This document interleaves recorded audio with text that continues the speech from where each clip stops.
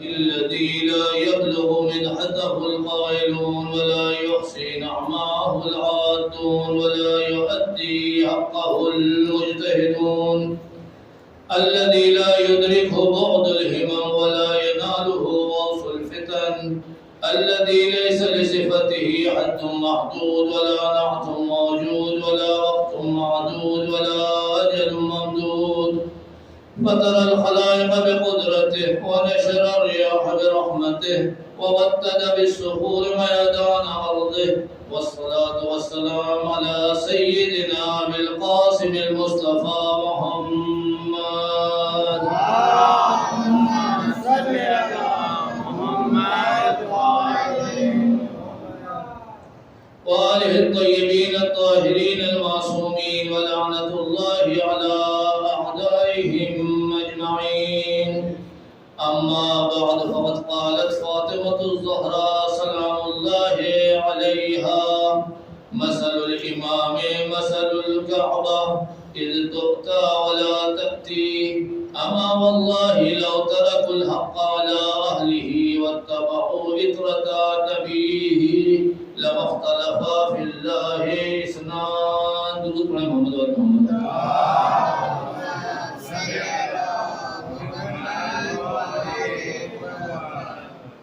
ہماری گفتگو یہ چل رہی تھی کہ خداوند عالم نے، اہل بیت نے اپنی ذمہ داری کو انتہائی احسن طریقے سے پورا کر دیا. اب ہماری ذمہ داری کیا رہ جاتی ہے؟ یہ والی روایت جس کو میں نے جناب سیدہ کی روایت کو سرنامہ کلام قرار دیا، مثل الامام مثل الکعبہ، امامت کی مثال کعبے جیسی ہے.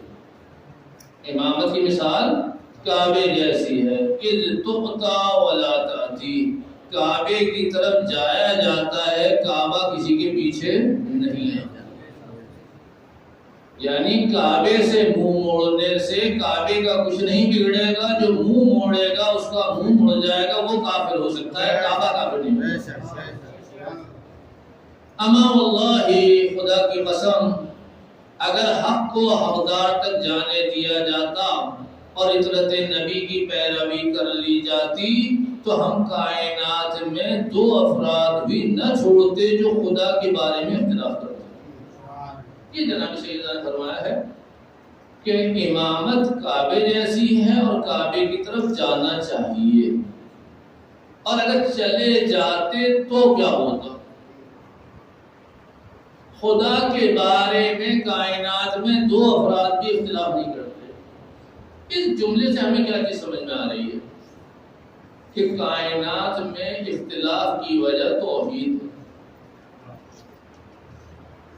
اگر خدا کی معرفت ہو گئی، خدا کی شناخت ہو گئی تو کوئی اختلاف نہیں ہوگا، اور جو بھی اختلاف ہو رہا ہے وہ اصل خدا سے ہو رہا ہے. آپ نے بھی حدیث قصہ کی تلاوت حاصل کی، ترجمہ بھی آپ نے سن لیا، شب جمعہ کی فضیلت بھی دیکھ لیا آپ نے. ایک فضیلت شب جمعہ کی یہ ہے کہ جناب سید کونین شب جمعہ کربلا حاضر ہوتی ہے اور اپنے چاہنے والوں کو جنت کے پروانے دیا کرتی ہے. آج شب جمعہ، خدا ہمارا بھی ان میں نام لکھوا ہے. ایک بات. دوسرا مطلب جو میں نے حدیث قصہ کے بارے میں آپ کے سامنے پیش کیا تھا وہ یہ تھا کہ حضرت علی نے اپنی ذات کے لیے کیا کہا؟ فزت ورب الکعبہ، کہ میں کامیاب ہو گیا جب ضرورت لگی. لیکن جب مومنین اور شیعہ جمع ہوتے ہیں تو اس کے لیے کیا فرمایا؟ اذم واللہ فزنا وفاز شیعتنا، ہم بھی کامیاب ہو گئے، ہمارے شیعہ بھی کامیاب ہو گئے. ورب الکعبہ، رب کعبہ کی قسم. یہ حضرت علی علیہ السلام کی بات ہوئی. دوسرا نقطہ جو حدیث قصہ کے اندر ہے، حدیث قصہ کی اتنی اہمیت کیوں ہے؟ حدیث قصہ سند ہے جناب سیدہ کے مقام رسالت اور نبوت سے متصل ہونے کی. رائے خوشنود یہ فاطمہ الزہرا سلام اللہ علیہا بلندتر شرابہ. اللہم محمد وآل محمد۔ عام طور پہ لوگ اس کو اس انداز سے پیش نہیں کرتے ہیں۔ دیکھیے گھر میں ہر روز پیغمبر آیا کرتے تھے، گھر میں ہر روز حسنین آیا کرتے تھے، گھر میں ہر روز حضرت امیر المومنین علی ابن ابی طالب تشریف لایا کرتے تھے۔ یہ کوئی نئی بات تو نہیں ہے۔ آج کیا ہو رہا ہے؟ انی اشم عندکی رائحہ، لوگ ترجمہ کرتے ہیں کہ گھر میں سے رسول کی خوشبو آ رہی ہے۔ عربی کے لحاظ سے یہاں یہ نہیں ہے، عربی کے لحاظ سے کیا ہے؟ عندکی رائحہ، اے سیدہ آج آپ میں سے رسالت کی خوشبو آ رہی ہے۔ امام حسن آ کر یہی کہہ رہے ہیں، امام حسین آ کر یہی کہہ رہے ہیں، حضرت علی آ کر یہی فرما رہے ہیں کہ آج کیا ہوا ہے کہ سیدہ آپ میں سے ہمیں نبوت اور رسالت کی خوشبو محسوس ہو رہی ہے۔ یہ ایک مطلب۔ تیسرا مطلب یہ ہے پیغمبر نے کہا میرے اہل بیت چار ہیں، علی، فاطمہ، حسن، حسین۔ پیغمبر نے فرمایا میرے اہل بیت چار ہیں، خدا نے انکار کر دیا۔ خدا نے کہا میرے اہل بیت پانچ ہیں، ہم فاطمہ و ابوہا و بعلہا و ولدہا۔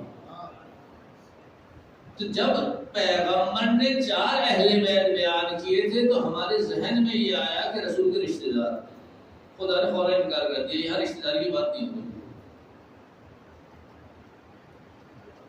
بھائی میں اپنے بیٹے سے کہہ سکتا ہوں کہ میرا بیٹا مجھ سے ہے، لیکن بیٹا کبھی یہ نہیں کہہ سکتا کہ میں اس سے ہوں، وہ کبھی نہیں کہہ سکتا۔ لیکن میرا بچہ بھی اگر عالم دین بن جاتا ہے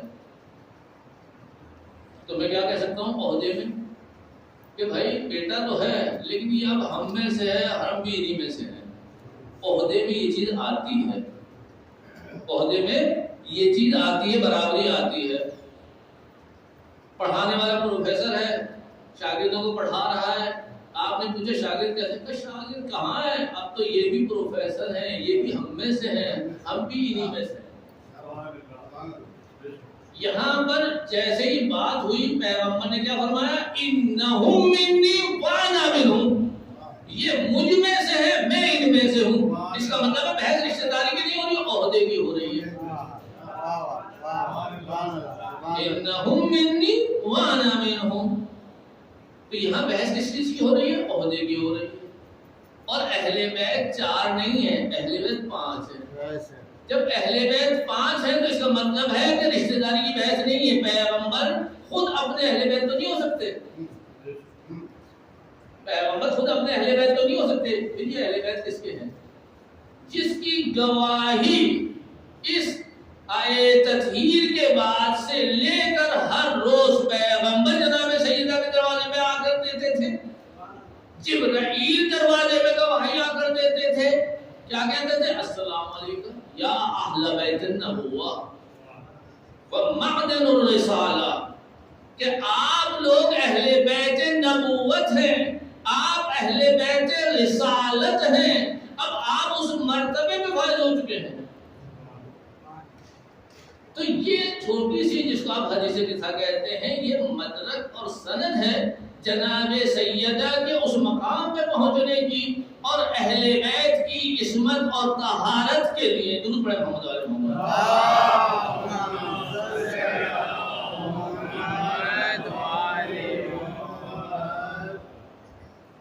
ایک بات اور جو میں نے پیش کی تھی کہ شادی کے وقت جناب سیدہ کے پاس پیسے والا آیا تو آپ نے واپس کر دیا، اور کیا کہا؟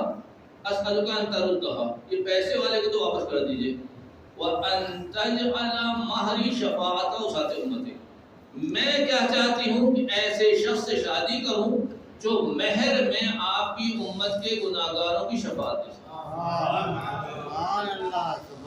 یہ جناب سیدہ نے فرمایا، پیسے والے کا رشتہ آیا، آپ نے کہا اگر میں پیسے کے لیے شادی کر لوں تو مجھ میں اور لوگوں کو کیا فرق ہے، اس کو تو واپس کریں، میں اس سے شادی کرنا چاہتی ہوں جو مہر میں آپ کی امت کے گناہگاروں کی شفاعت دے سکے. یہ کب ہے؟ جب جناب سیدہ کی شادی ہوئی. جناب سیدہ کے جو آخری الفاظ نقل ہوئے وہ کیا ہے؟ عزتی و جلالی، میری بارگاہ تیری عزت اور جلالت کی قسم، میرے بچے میرے مرنے پر جو گریا کریں گے، حسن، حسین، زینب، ام کلثوم، میرے بچے میرے مرنے پر جو مجھ پر گریا کریں گے اس کے بدلے میں میری امت کی شفاعت ادا کریں. خداوند عالم نے کیا کہا؟ عزتی و جلالی لَأَجْعَلَنَّ ثَوَابَ تَسْبِيحِكُمْ وَتَقْدِيسِكُمْ لِمُحِبِّ هَذِهِ الْمَرَّةِ. اے ملائکہ تم جتنے بھی اعمال کر لو، تمہاری جتنی بھی تسبیح و تقدیس ہے، میں نے اس تمام ملائکہ کی تمام تسبیح و تقدیس کا ثواب کس کے لیے وقف کر دیا ہے؟ جناب سیدہ کے چاہنے والوں کے لیے. درود پڑھیں محمد علیہ محمد.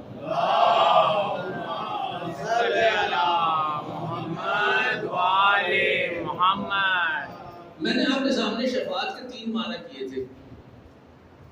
ایک معنی پارٹی بازی جو میں نے کہا کہ یہ ممکن نہیں ہے. ایک معنی یہ ہے کہ اہل بیت اپنے اعمال دیں گے اور اپنے چاہنے والے کو بچا لیں گے. تیسرا معنی میں نے کیا کیا تھا کہ خداوند عالم اہل بیت کو خوش کرنے کے لیے جو بھی اہل بیت سے منسوب ہے ان کی شفاعت کرے گا تاکہ اہل بیت کو راضی کرے. یہ میں 3 معنی کیے تھے. اب یہاں پر دیکھیے عزتی و جلالی، خدا کہہ رہا ہے میری عزت و جلال کی قسم، لَأَجْعَلَنَّ ثَوَابَ تَسْبِيحِكُمْ وَتَقْدِيسِكُمْ، اے ملائکہ تمہاری تسبیح اور تقدیس جتنی ہے اس کا ثواب کس کو دے رہا ہوں میں؟ اہل بیت کے چاہنے والوں کو. یہاں خدا کیوں نہیں کہہ رہا کہ میں یہ ثواب دے رہا ہوں جناب سیدہ کو؟ یہ بھی تو کہہ سکتا تھا نا کہ تمہارا سارا ثواب سیدہ کے لیے ہے، تمہارا تمام ثواب اہل بیت کے لیے ہے. اس سے سمجھ میں آتا ہے کہ شفاعت کے 3 معنی زیادہ بہتر ہیں کہ خدا جناب سیدہ سے جو بھی منسوب ہے اس کی شفاعت کر رہا ہے. کس لیے کر رہا ہے؟ کہ جناب سیدہ کو راضی کرے، رسول کو راضی کرے، اہل بیت کو راضی کرے.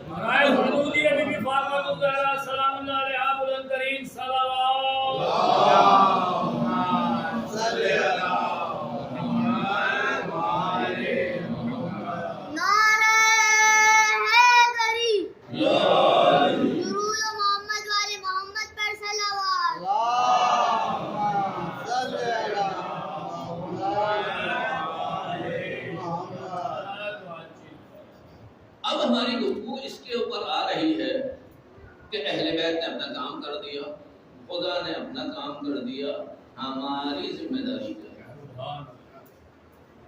اب وہ لوگ کہتے ہیں یہ تو آپ نے جنت تو ویسے ہی بانٹ دی. میں نے کہا جنت تو بانٹ دی ہے، سارے پاگلوں کو جنت ملے گی. اگر اہل بیت کے چاہنے والے بھی پاگلوں کے ساتھ جنت میں جانا چاہتے ہیں تو مجھے اعتراض نہیں. اہل بیت کے چاہنے والے تو اس مقام پہ ہونا چاہیے کہ اہل بیت افتخار کریں کہ یہ ہمارے چاہنے والے. اہل بیت فخر کریں کہ جیسے علی کو دیکھ کر خدا نظر آتا ہے، عین اللہ ہے، لسان اللہ ہے، ید اللہ ہے، وجہ اللہ ہے، ناطق قرآن ہے، بولتا قرآن ہے. اسی طریقے سے علی کے چاہنے والوں کو دیکھ کر بھی علی یاد آنا چاہیے.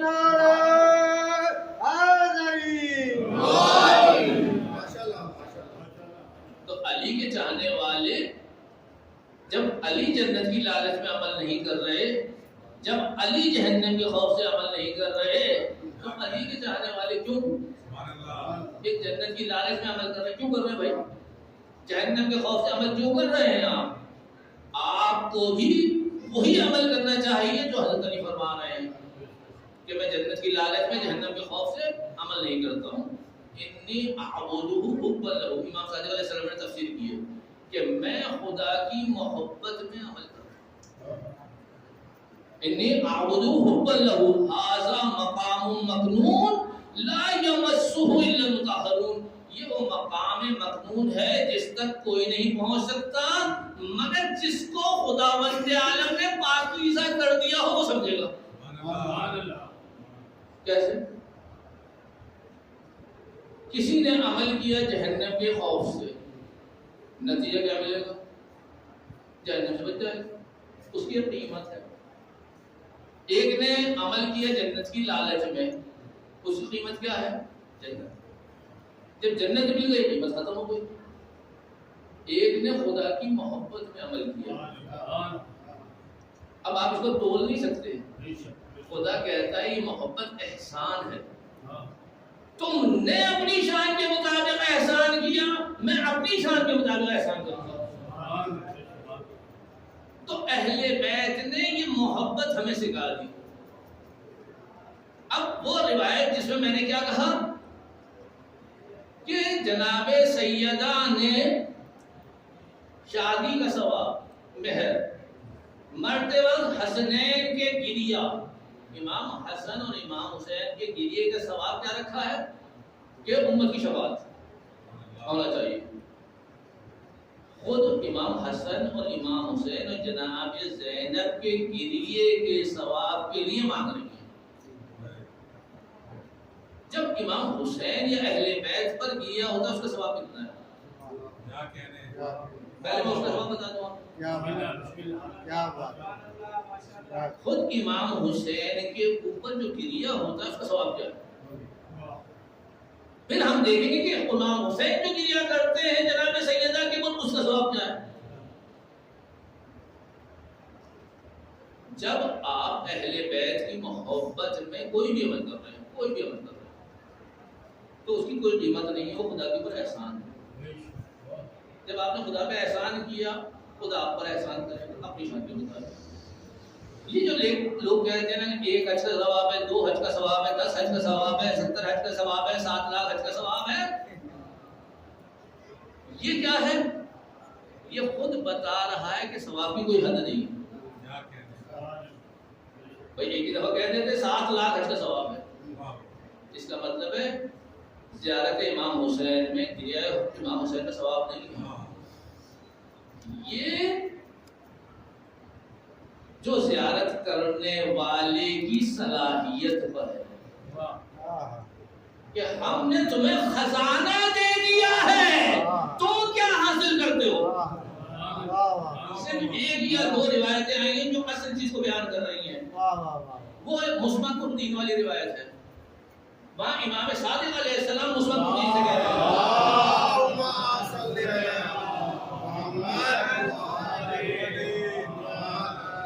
وہاں امام سمجھانے کی کوشش کر رہے ہیں کہ گریہ حسین پہ کیا ثواب ہے۔ کیا فرمانے؟ لو ان قطرۃ دموعہ سقطت فی جہنم، اہل بیت کی محبت میں نکلا ہوا آنسو کا ایک قطرہ جہنم میں گر جائے۔ اہل بیت کی محبت میں نکلا ہوا آنسو کا ایک قطرہ جہنم میں گر جائے، لَأَطْفَأَتْ حَرَّهَا، جہنم کی پوری آگ کو نابود کر دے گا۔ یہاں کیا چیز بیان کی جا رہی ہے؟ اہل بیت کی محبت میں نکلا ہوا آنسو کا ایک قطرہ کا جہنم میں گر جائے تو اس کا یہ اثر ہے جو حسین پر آپ نے گریہ کیا۔ اب حسین جو اپنی مادر پر گریہ کر رہے ہیں اس کا سبب کیا ہوگا؟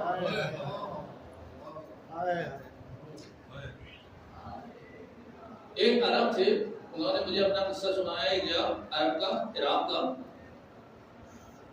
کہنے لگے کہ ایک شخص مر گیا، اہل سنت سے اس کا تعلق تھا، اور جب اس کو دفنانے لے کے جانے لگے تو زندہ ہو گیا، زندہ ہو گیا۔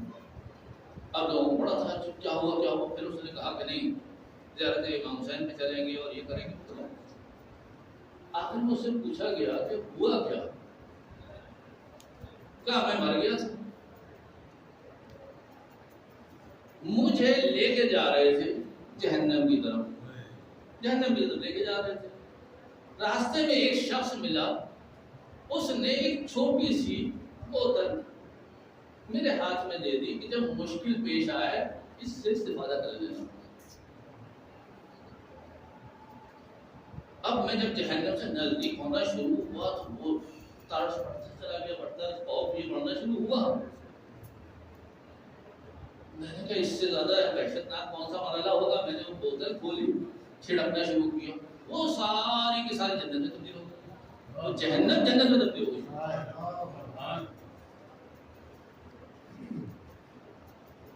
مجھے بڑا تعجب ہوا. میں نے پکارا انہیں شخص کو کہ کون تھا. تو ایک شخص آتا ہے کہ یہ کیا ہے؟ کہ میں حسین ہوں. تم نے ایک دفعہ میرے اوپر آنسو بہائے تھے، میں نے وہ ذخیرہ کیے ہوئے تھے تمہارے لیے. کہا مولا مجھے مہلت نہیں مل سکتی. کہاں مل سکتی؟ کیا ہوا؟ اس کو دوبارہ کرنا. اس کے بعد پوری آبادی ان کی شیعہ ہو گئی. دیکھیے یہ اگر ہم سمجھنا چاہیں تو ساری چیزیں موجود ہیں، راستے موجود ہیں. اب مشکل خدا کی طرف سے نہیں ہے، مشکل اہل بیت کی طرف سے نہیں ہے، مشکل شیطان کی طرف سے نہیں ہے. شیطان کو میں نے ثابت کر دیا کہ حضرت علی علیہ السلام نے آپ کے لیے صراط مستقیم بنائی ہوئی ہے. امام حسین علیہ السلام نے اطراف میں لائٹیں لگائی ہوئی ہیں، سفینے کا انتظام کیا ہوا ہے، اپنے قتل سے حرارت ایجاد کی ہوئی ہے. جناب سیدہ 100 مقامات پر آپ کی مدد کے لیے بیٹھی ہوئی ہے. تو مشکل کہیں نہیں ہے. مشکل کہاں پر ہے؟ مشکل خود ہمارے اندر. بس مشکل ہمارے اندر. اور یہ مشکل کب حل ہوگی؟ جب ہم حل کرنا چاہیں گے. مشکل کہیں نہیں ہے، مشکل دنیا میں بھی نہیں ہے. لوگ کہتے ہیں دنیا دنیا دنیا دار امتحان ہے. بچے کلاس روم میں امتحان میں بیٹھے ہوتے کہتے ہیں امتحان سخت. امتحان ہی تو سخت ہے. اگر کامیاب ہوگے تو ترقی کرو گے نا. دنیا دار امتحان ہے. جب اس میں ترقی کرو گے تب آگے بڑھو. تو سب سے پہلی چیز جس کے اوپر اہل بیت نے اور پیغمبر نے زور دیا من المہد الی اللحد، وہ کیا ہے؟ علم. اگر آپ کو دشمن کو اذیت پہنچانا ہے، حضرت علیہ السلام نے پوچھا گیا تو آپ نے فرمایا اپنے آپ کو فضیلت کے کمال پر پہنچا لو. جب اپنے آپ کو فضیلت کے کمال پر پہنچا لو گے دشمن کو اذیت ہوتی رہے گی. اپنی پسند کو ختم کریں.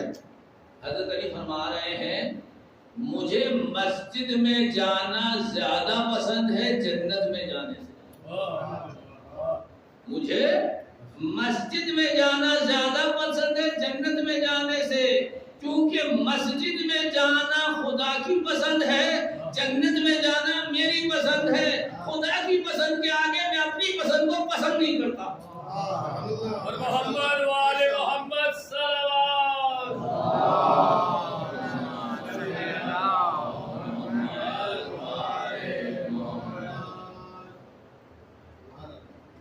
جنت میں لوگ پہنچ جائیں گے، پورے پیغام بھیج رہی ہوں گی آ جاؤ جنت میں، آ جاؤ جنت میں، آ جاؤ جنت میں. کچھ لوگ بیٹھے ہوئے کہیں گے ہم محفل حسین میں بیٹھے ہیں، وہاں پر بھی وہی بیٹھے ہوں گے.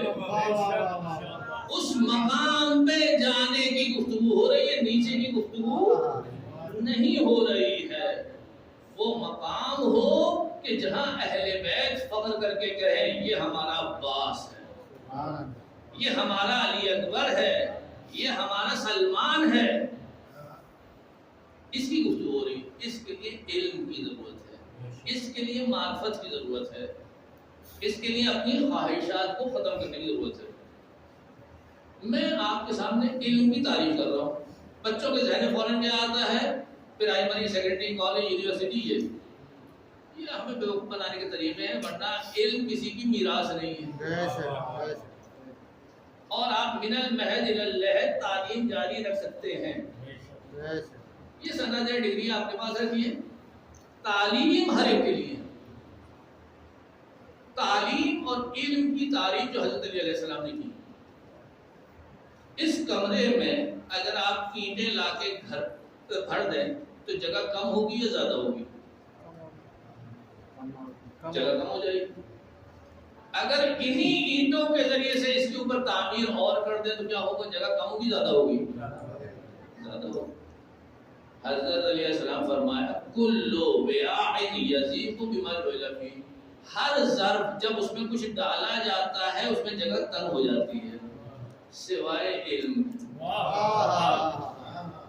علم جس ظرف میں جاتا ہے اس شخص کو بڑا کرتا ہے. علم کی تعریف کیا کی ہے؟ علم جس ظرف میں جائے گا اس ذات کو بڑا کرے گا. دوسری تعریف کی لیس العلم فی السماء فینزل علیکم، علم آسمان میں تھوڑی ہے تمہارے لیے نازل ہوگا.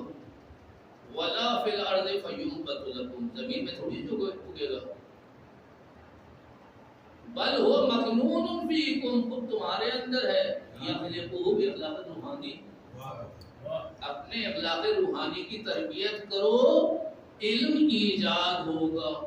اس کو غالب نے بڑے اچھے انداز سے کہا عمر بھر غالب یہی بھول کرتا تھا. عمر بھر غالب یہی بھول کرتا رہا، دھول چہرے پہ تھی آئینہ صاف کرتا رہا. ماشاءاللہ ماشاءاللہ سبحان اللہ.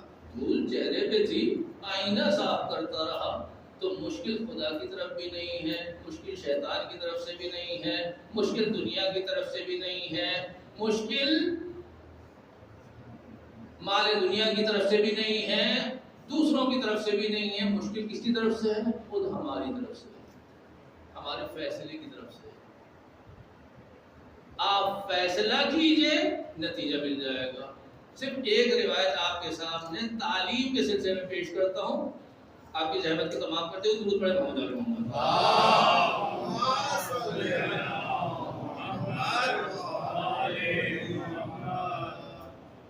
پیغمبر نے حضرت علی علیہ السلام سے فرمایا، کیا فرمایا؟ اے علی، کیا تم چاہتے ہو 6 لاکھ بکریاں تمہیں دے دوں؟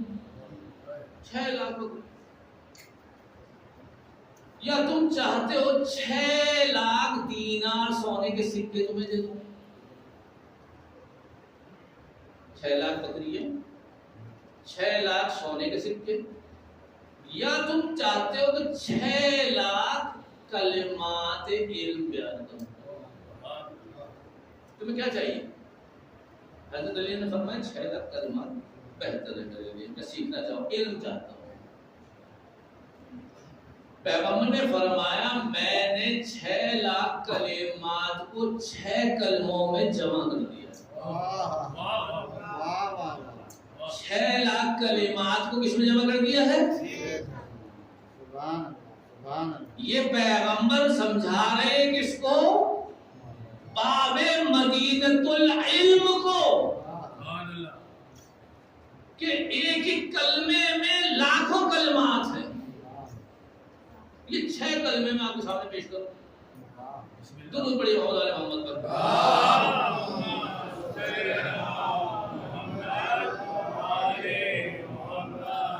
پہلا کلمہ یا علی اذا اشتغل الناس بالفضائل، جب لوگ اپنی تعریفوں میں لگے ہوئے ہوں، تعریفیں کروا، یہ کر لو، یہ کر لو، اس میں واہ واہ ہے، اس میں تصویر ہے، اس میں تصویر ہے، اس میں آپ کا نام آ جائے گا، اس میں یہ آ جائے گا. تم کیا کرنا؟ جب لوگ فضائل میں لگے ہوئے ہوں تم کیا کرنا؟ فاشتغل انت باتمام الفرائض، علی تم کوشش کرنا کہ تمہاری ذمہ داری کیا ہے، فریضہ کیا ہے تمہاری، تو اپنی ذمہ داری کو دیکھو، لوگوں کو نہیں دیکھو. پہلا کلمہ کیا ہوا؟ جب لوگ فضائل کی طرف جا رہے ہوں تم فرائض کی طرف جانا.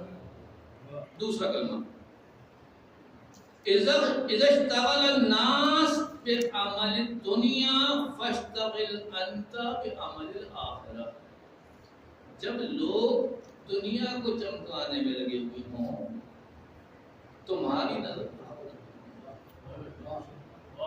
تمہاری نظر کس پہ ہونا چاہیے؟ آخرت پہ. تیسرا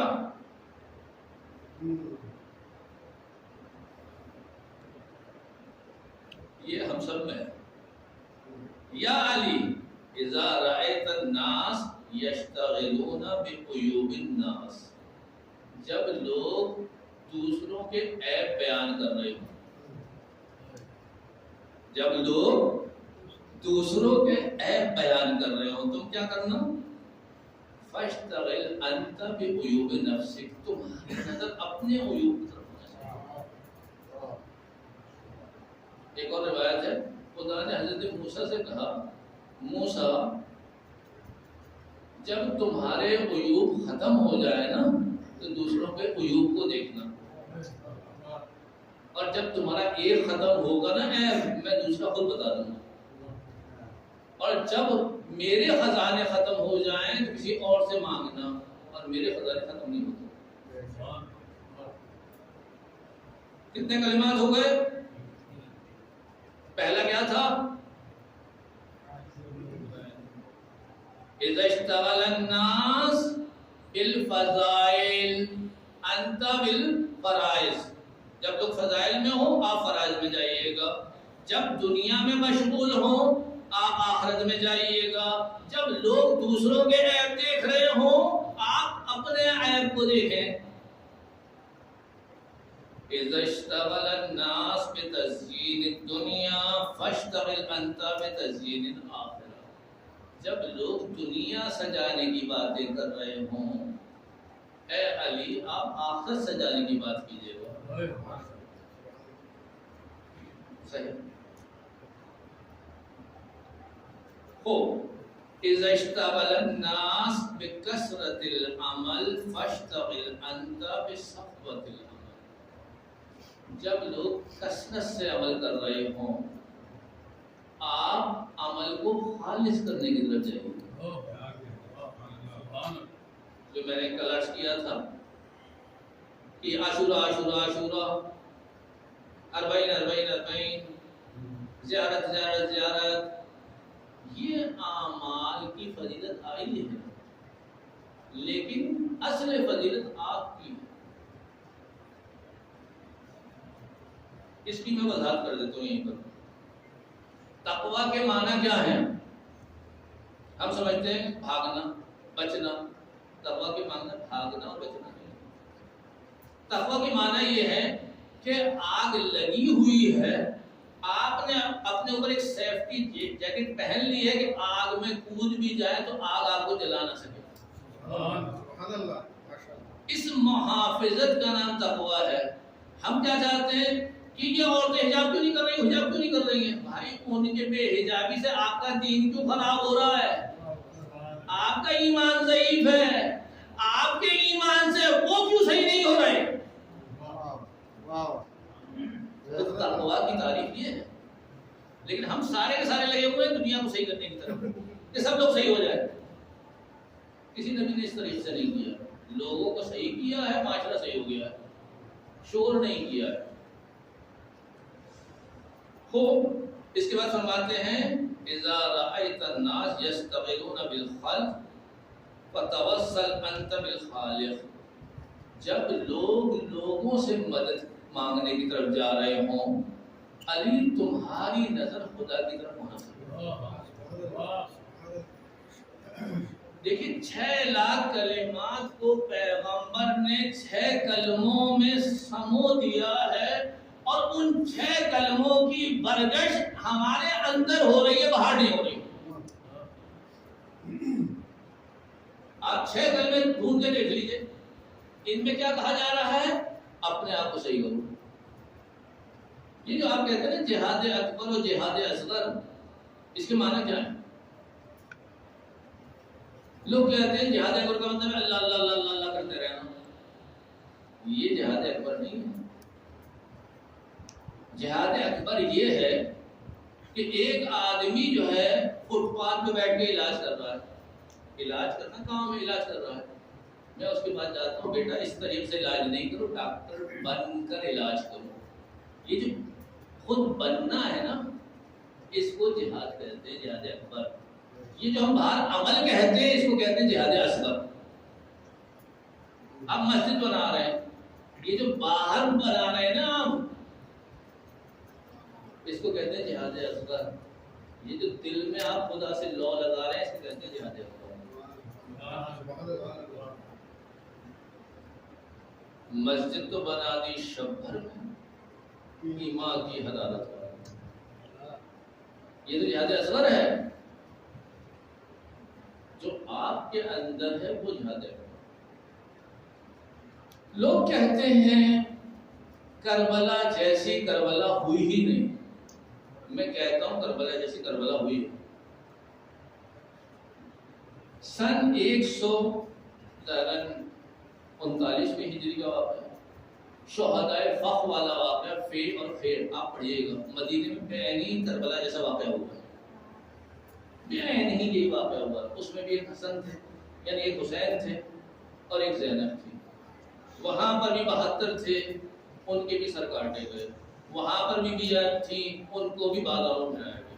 بعین ہی یہی واقعہ ہوا. لیکن شاید اکثر شیعہ جانتے نہیں. وہ امام حسین کی اولاد سے تھے، یہ امام حسین خود تھے.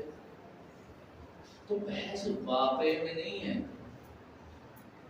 یہ کربلا جہاد اصغر ہے، جہاد اکبر حسین کے اندر ہے، جہاد اکبر زینب کے اندر ہے، جہاد اکبر علی اکبر کے اندر ہے، جہاد اکبر جو ہے حضرت عباس کے اندر ہے، جو انہوں نے اپنے نفس پہ کنٹرول کیا. فضیلت اس کی آئی ہے، باہر والے عمل کی نہیں آئی ہے. جب اندر سے انسان کامل ہوتا ہے تو اس کا ہر عمل کامل ہوتا جاتا ہے. حضرت ابراہیم ہے، خدا نے کہا بیٹے کو ذبح کر. پہنچتے ہیں بیٹے کو ذبح کرنے کے، اور وہاں پر وہ دمبے میں تبدیل ہو جاتا ہے. ندا آتی ہے. حضرت ابراہیم کے دل کو ایک ٹھیس پہنچتی ہے. کیا ٹھیس پہنچتی ہے؟ کہ میں اس قابل نہیں رہا جو مجھے حکم دیا گیا تھا. اگر میں اس مقام پہ پہنچتا تو اس کا اجر بہت تھا. خدا نے کہا اے ابراہیم تمہارے ذہن میں یہ خیال آیا؟ کہاں ہمارے خیال میرے ذہن میں آیا کہ تم افضل ہو یا میرا حبیب افضل ہے؟